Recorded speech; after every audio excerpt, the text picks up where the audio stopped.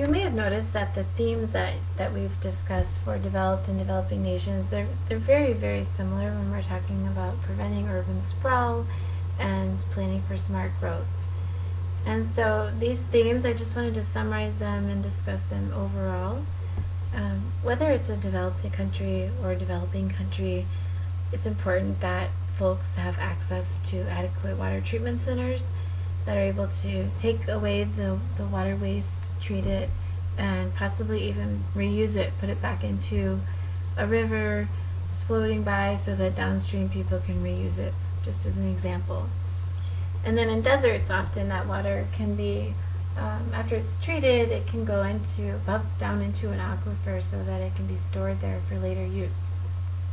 When we're talking about clean water, it's important to provide clean water access to all citizens, of course. We all need water to live, and make sure that there's enough of it and that the cost is not prohibitive so that everyone can afford it. So this is an issue across the board, developing and developed countries. It's more of an issue in developing countries because the infrastructure isn't already there. Whereas in developed countries, the infrastructure is there. The issues we have in developed countries are more related to water quality.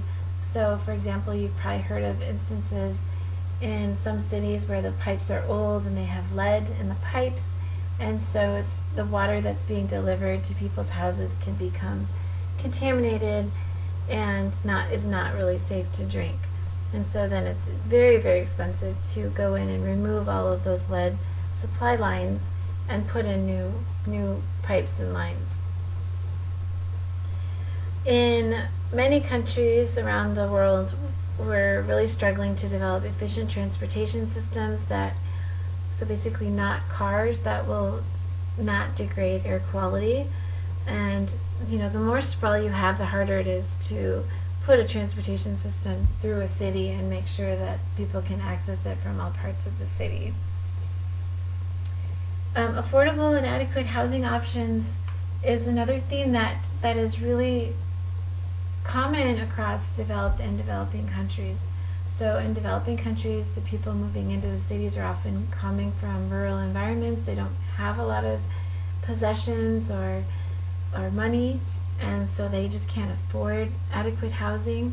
But that's also true in many developed countries where rents seem to be going up, and the cost to buy housing is going up to the point that many people just can't afford it. Solid waste disposal crosses all boundaries.